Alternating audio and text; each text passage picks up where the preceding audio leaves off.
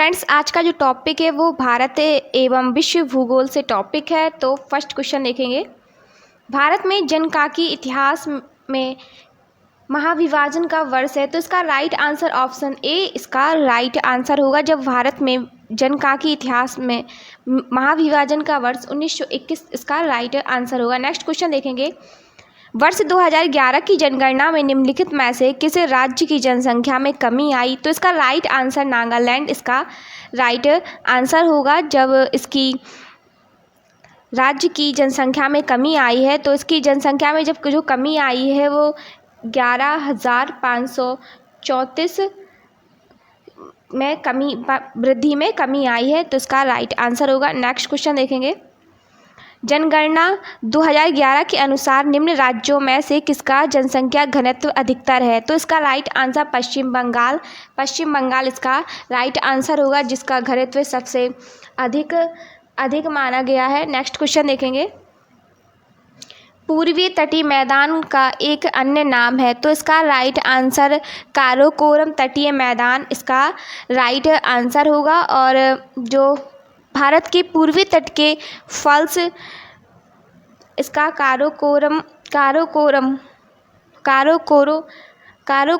इसका right answer Karakoram मंडल तटीय इसका राइट आंसर होगा।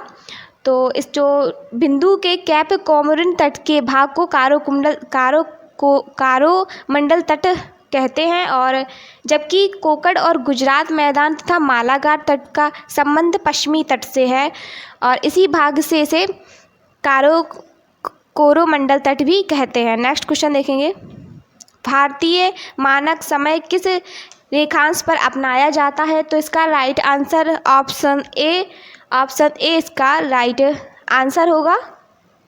ऑप्शन ए इसका राइट आंसर होगा, जो इलाहाबाद के नैनी से होकर गुजरती है, और यह 5 घंटे और 30 मिनट यह आगे है।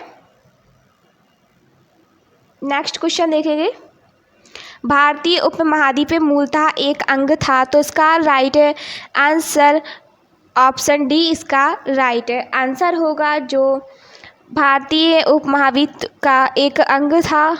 नेक्स्ट क्वेश्चन देखेंगे,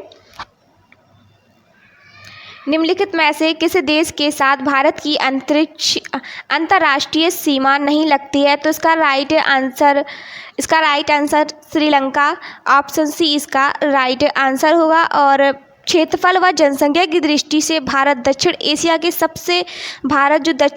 का सबसे बड़ा देश है, और जिसकी सीमाएं 7 देश से मिलती हैं, और जो है बांग्लादेश है, चीन है, पाकिस्तान है, नेपाल है, म्यांमार है, भूटान है और अफ़गानिस्तान है। और इससे कह सकते हैं कि स्पष्ट होता है कि श्रीलंका से भारत की अंतर्राष्ट्रीय सीमा नहीं लगती है। तो श्रीलंका इसका राइट आंसर होगा। नेक्स्ट क्वेश्चन देखेंगे, निम्नलिखित में से कौन से देश पाल्क स्टेट से जुड़े हुए हैं? तो इसका राइट आंसर होगा भारत एवं श्रीलंका इसका राइट आंसर होगा। और यह बंगाल की खाड़ी, पाक खाड़ी और दक्षिण पश्चिम में मन्नार की खाड़ी से जोड़ता है।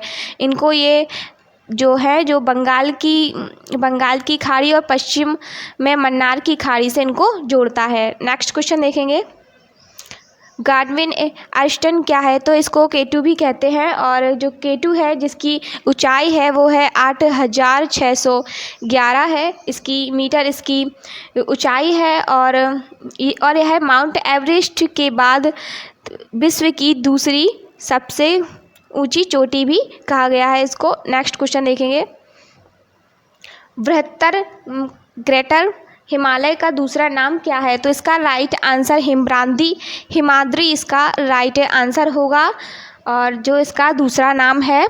नेक्स्ट क्वेश्चन देखेंगे, लोनार झील कहाँ स्थित है? तो इसका राइट आंसर लोनार झील है वो महाराष्ट्र में स्थित है, और महाराष्ट्र के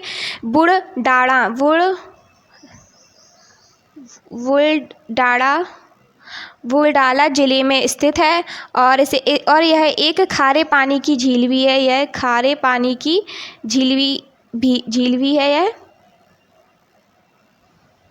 नेक्स्ट क्वेश्चन देखेंगे, बरतोड़ा हिमनद स्थित है? तो इसका राइट आंसर कराकोरम पर्वतमाला में, कराकोरम पर्वतमाला में यह स्थित है। और यह इसमें अन्य जो प्रमुख हिमनद है वो बिराफो, एक है बिराफो, और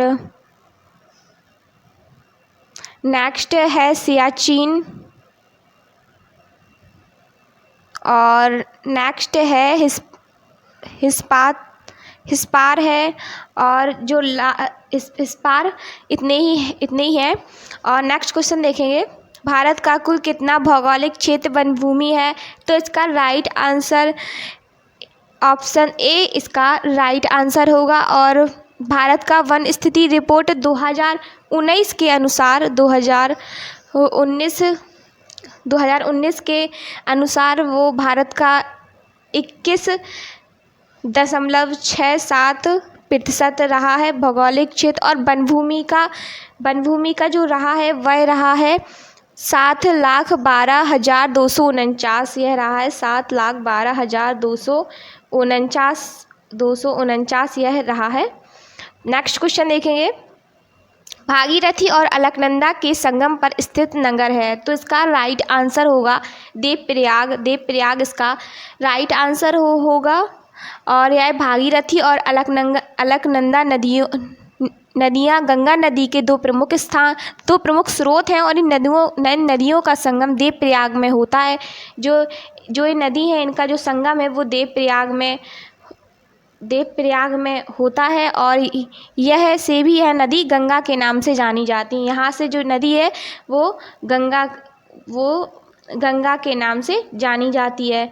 नेक्स्ट क्वेश्चन देखेंगे, दो नदियों के बीच उपजाऊ भूमि को कहते हैं?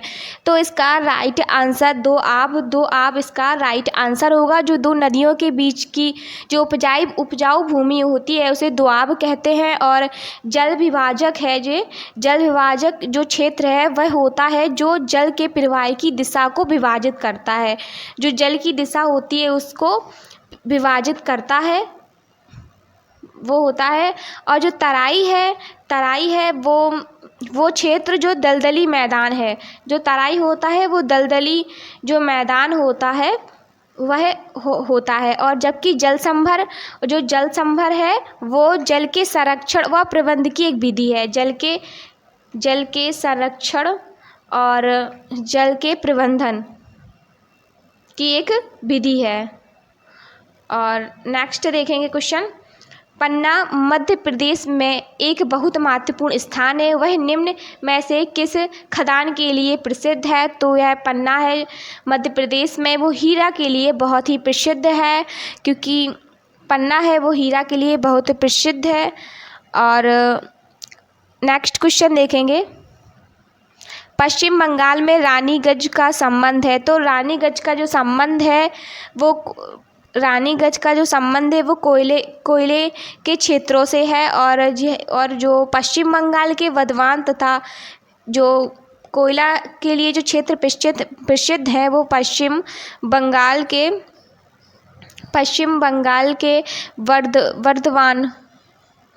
वर्धमान और वीरभूमि जिलों में स्थित है। जो वीरभूमि जिला है उसमें ये स्थित है। और यहाँ उत्तम श्रेणी, यहाँ जो कोयला होता है वो उत्तम श्रेणी का होता है, किंतु इसमें नमी का अंश अधिक होता है। और यहाँ पे जो नमी होती है वहाँ इसका नमी का अंश बहुत ही अधिक होता है। और यहाँ का जो कोयला होता है वो उच्च ज्वलनशील होता है। और जो कोयला है वो जो रेलों और तापीय विद्युत संयंत्रों में भी वह बहुत ही प्रयुक्त होता है। Thank you.